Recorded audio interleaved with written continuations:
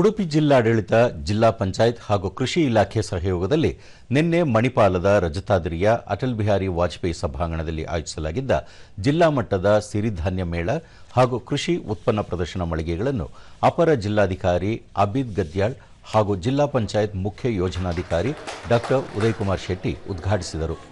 ಈ ಸಂದರ್ಭದಲ್ಲಿ ಕೃಷಿ ಉತ್ಪನ್ನ ಮಾರಾಟಗಾರರೊಂದಿಗೆ ಸಂವಾದ ನಡೆಸಿ ಮಾಹಿತಿ ಪಡೆದರು. ಈ ವೇಳೆ ಕೃಷಿ ಇಲಾಖೆ ಜಂಟಿ ನಿರ್ದೇಶಕರಾದ ಪೂರ್ಣಿಮಾ ಜಿಸಿ, ಬ್ರಹ್ಮಾವರ ಕೃಷಿ ವಿಜ್ಞಾನ ಕೇಂದ್ರದ ಮುಖ್ಯಸ್ಥ ಡಾ ಧನಂಜಯ, ಪ್ರಗತಿಪರ ರೈತ ಜಯರಾಮ್ ಶೆಟ್ಟಿ ಸೇರಿದಂತೆ ಮತ್ತಿತರರು ಉಪಸ್ಥಿತರಿದ್ದರು.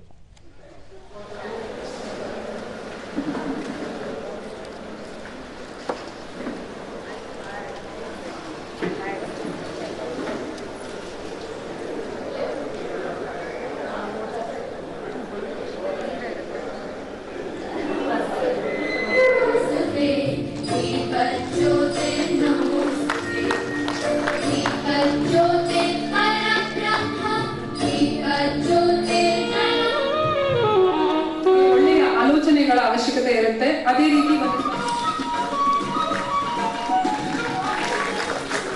ಇದೇ ಸಂದರ್ಭದಲ್ಲಿ ವಿವಿಧ ಕ್ಷೇತ್ರಗಳಲ್ಲಿ ಸಾಧನೆ ಮಾಡಿದ ಕೃಷಿಕರನ್ನು ಸನ್ಮಾನಿಸಲಾಯಿತು.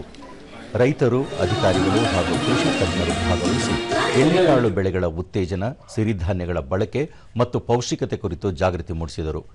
ಬಳಿಕ ಡಾ ಉದಯಕುಮಾರ್ ಶೆಟ್ಟಿ, ದೇಶದ ಆರ್ಥಿಕತೆಯಲ್ಲಿ ಕೃಷಿ ವಲಯ ಪ್ರಮುಖ ಪಾತ್ರ ವಹಿಸಿದ್ದು ಹೆಚ್ಚಿನ ಜನತೆ ಕೃಷಿಯಲ್ಲಿ ತೊಡಗಿಕೊಳ್ಳಬೇಕು ಎಂದು ಹೇಳಿದರು. ಜಿಡಿಪಿ ನಡುವೆ ನಾವು ಬದುಕಬೇಕಾಗಿದೆ. ಬಹುಶಃ ಇದು ಸ್ವತಂತ್ರ ಪೂರ್ವದಲ್ಲಿ ಹಾಗೆ ಇರಲಿಲ್ಲ. ಬಹುಶಃ ನಮ್ಮ ಎಕಾನಮಿ ಅಗ್ರಿಕಲ್ಚರ್ ಬೇಸ್ಡ್ ಎಕಾನಮಿ ಆಗಿತ್ತು. ಈಗ ನಮ್ಮ ಜಿಡಿಪಿ ನಮ್ಮ ದೇಶದ್ದು 343 ಲಕ್ಷ ಕೋಟಿಗಳಷ್ಟು ಇದ್ರೆ, ನಮ್ಮ ಈ ಅಗ್ರಿಕಲ್ಚರ್ ಸೆಕ್ಟರ್ ಇಂದ ನಾವು ಕೊಡುವಂತದ್ದು ಕೇವಲ 45ರಿಂದ 50 ಲಕ್ಷ ಕೋಟಿಯನ್ನ ನಾವು ಅಗ್ರಿಕಲ್ಚರ್ ಇಂದ ಕೊಡ್ತಾ ಇದ್ದೇವೆ. ಪ್ರದೀಪ್ ಹೆಬ್ಬಾರ್, ಗ್ರಾಮೀಣ ಪ್ರದೇಶಗಳಲ್ಲಿ ಕೃಷಿಕರು ಸ್ವಾವಲಂಬಿಗಳಾಗಿರುವುದರಿಂದ ಅಡುಗೆ ಅನಿಲ ಸಮಸ್ಯೆ ಬಗ್ಗೆ ಹೆಚ್ಚಿನ ಆತಂಕ ಕಂಡುಬರುವುದಿಲ್ಲ ಎಂದರು. ಅಕ್ಕಿಯನ್ನೇ ನಂಬಿ ಅಥವಾ ಗೋಧಿಯನ್ನೇ ನಂಬಿ ಜೀವನ ಮಾಡುವಂತದ್ದು ಕಷ್ಟ. ಒಂದು ವೇಳೆ ಆ ಬೆಳೆಗೆ ಏನಾದರೂ ಯಾವುದಾದ್ರೂ ಒಂದು ರೋಗ ಸಾರ್ವತ್ರಿಕವಾಗಿ ಕೊರೋನಾ ಬಂದ ಹಾಗೆ ಬಂದ್ಬಿಟ್ರೆ ಸಮಾಜದಲ್ಲಿ ಆಹಾರಕ್ಕೆ ಹಾಹಾಕಾರ ಬರುವಂತ ಸಾಧ್ಯತೆ ಇರ್ತದೆ.